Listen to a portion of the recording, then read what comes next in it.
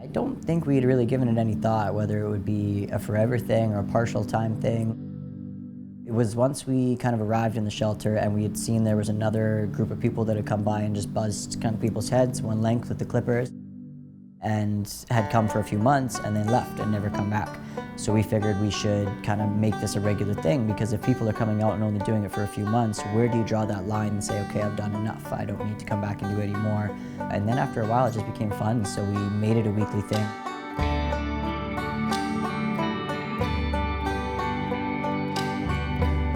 Farzad, Josh, and myself are pretty much the regulars, and then we have, over the last almost 3 years, we've had over 100 volunteers come and go through the park, which has helped us achieve over 6,000 haircuts by now.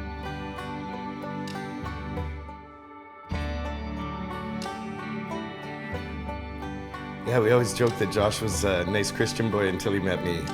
He had just moved from Edmonton, grew up in a great family like myself, but he had never experienced that part of Vancouver or any city for that matter. I wasn't honestly sure what to expect.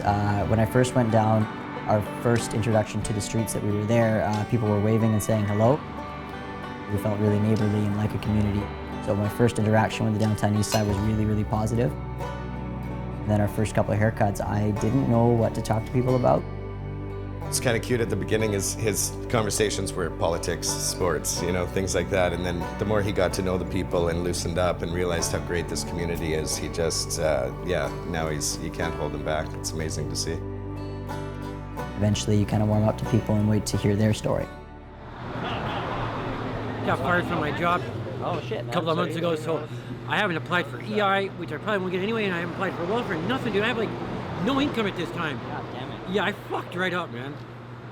I would like to just go back to work, but that's way easier said than done, considering I'm, unemployed, homeless, and on dope, right? Totally, man. Yeah, It's hard to fucking go get a job when you're on dope. It's a serious mental illness going back to dope over and over, right? Yep, absolutely, man. We know it's gonna happen, and we still do it. Yeah. Yeah. I fucking hate when I do. This is just my opinion. I think in every city they'll always push mental health and addiction to the outskirts of town. You know, smaller town, everybody would come together and help these people. It's a symptom of capitalism, you know? Just the bigger we get, the richer we get, they're always gonna divide. Things like Street Thug hopes to show them in a different light.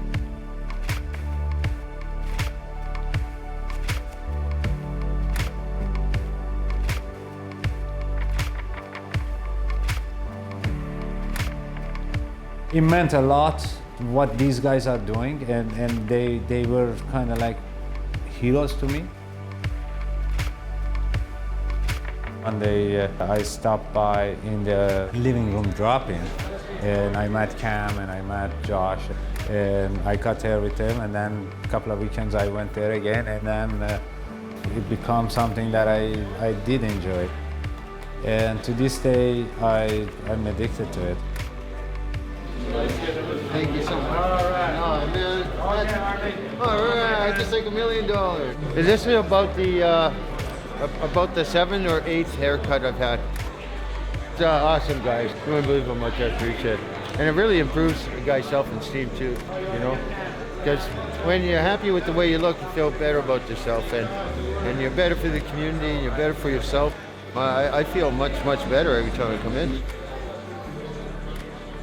To be able to come here and take advantage of the service that they provide is incredible. You know, I don't know, I would be probably just a shaggy old man otherwise. So, and it makes me feel way better. And I look like a whole new person, and it gives me another lease on life for another couple more months. There are emotional moments sometimes, like someone would tell you, oh, this, I don't remember the last time I felt this good. And it means a lot to us, these moments. And there are moments that you might be crying within yourself. You try to hold yourself not to show it. Or there are times that you're laughing hard with them. Okay, I got my hair though. You have more than me. 2 years ago, we were standing outside of our shop, and this huge dude walks up and he says, "Are you the Street Thug Barbers?" And we said, "Yeah." And he handed us 16 t-shirts, all different sizes, printed up with logo, and he said, "My name's Daniel. I just wanted to introduce myself, say I follow you on social media, and say thank you." And since then, we've become very good friends with Daniel. He's an incredible photographer, and so he's an instrumental part of why we grew so big. Yeah, that looks great. Awesome. Photos he takes is great photos, and is capturing the moment. It shows what really happens there, and I love his photos. You are like garbage. Yeah, right? I know it. Look at this guy. Most of our friends on the east side don't have nice, great photos of themselves, so he takes this professional shot of them and then prints them up and personally hands them portraits. I think the whole team works really well together. And then Sean, of course, she's our girl, to keep everything running. We couldn't do Street Thug without her the way we do.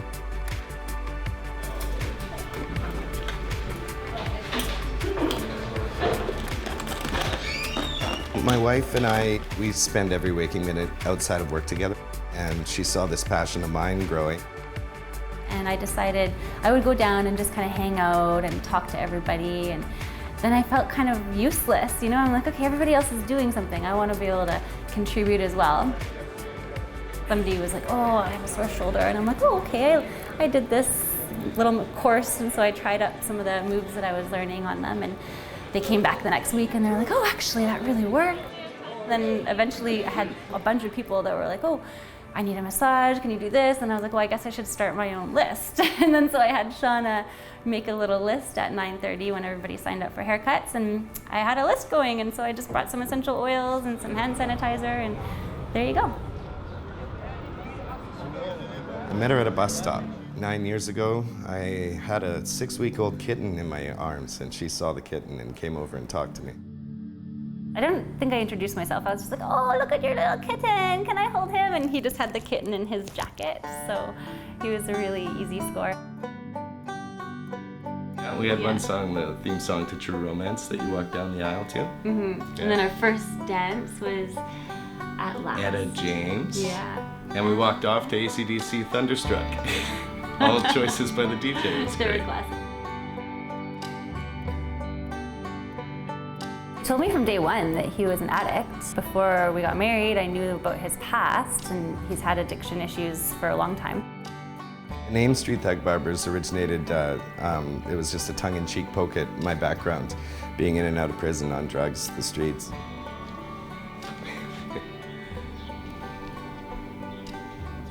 The bad old days. This is a reminder, actually. This is a reminder of, I don't know, how bad my life got. This was 1996, and I had a pager, and I was living in New Westminster, and I knew that there was warrants for my arrest, and my mother paged me, and she said, you know, that my aunt had seen me in Crime Stoppers in Vancouver Island, and it was a really emotional time for me because my family are all amazing people, and I was the only black sheep, so I made a decision to turn myself in. I was in a jail called Wilkinson Road in Victoria, and I was bringing in drugs into the prison. I wasn't a drug user at the time. I was doing it to make my stay comfortable, make some money while I was there. And you know, you're sitting around, you don't have your parents around, you don't have your normal circle around you, and I tried it one day, and that was it. As for heroin and stuff I was on in the 90s, I mean, there's nothing like it. That's why you should never try it. Any junkie will tell you it's probably the best thing he ever did and the worst thing he ever did.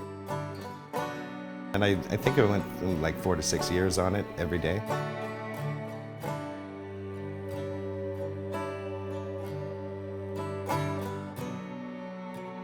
When did you realize that this was a kind of mission? I think when our marriage almost hit the skids. That's, you know, a lot of people in addiction, myself included, sometimes can't find enough in you to do it for yourself at that moment. And with her, I saw losing her, and it changed everything for me. Even 3 years later, I don't have the compulsion to use because I just look at her, and all that would disappear if I did, so.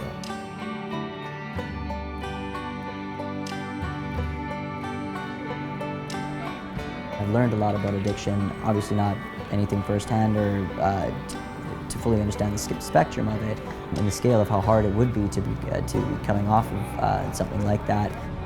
A lot of respect for anybody who can, and to watch Cam kind of go through that and overcome it himself has been pretty impressive and very inspiring to you know, keep Street Thug going and keep that mentality of what we do, and that you can change if you want to, you know. You know, I didn't really appreciate how amazing the downtown east side was until I saw it from sober eyes, if you will. People have each other's back when a lot of people's family members don't anymore. It's tighter than any community I've ever been a part of. Totally like opened up my eyes to how people are just having their own battles. Everybody's in their own little life drama, and it's pretty much the same as everybody else's drama. It's just their support group isn't the same as everybody else. We just want to cut hair on the downtown east side every week, and we're not going to stop the ball rolling. We love it. The beauty about it is it doesn't need money. I mean, you want to volunteer, you bring out your own stuff. I just don't want to stop cutting on Sunday mornings in the east side, and as long as that keeps going, I'm happy. One of the things that I share those photos or videos sometime on my social media, the whole point behind it is to send a message to the rest of the world to get out on the street and do the same thing. You could do it in your city too. A lot of the time we get a lot of praise for what we do, and it's not really a praisable thing, in my opinion. It's just people helping people, and it's something that should be more common and shouldn't be a big deal. So when people meet us and tell us that they love what we do, or tell us that they're fans or anything like that, not that it happens a lot, I think it's funny because it's not really a big deal. It's just, you know, it's our friends that we're going to cut hair for. It's really just my job. So I get to go and do that with people that really appreciate it, and that's, yeah, more than I could ever ask for.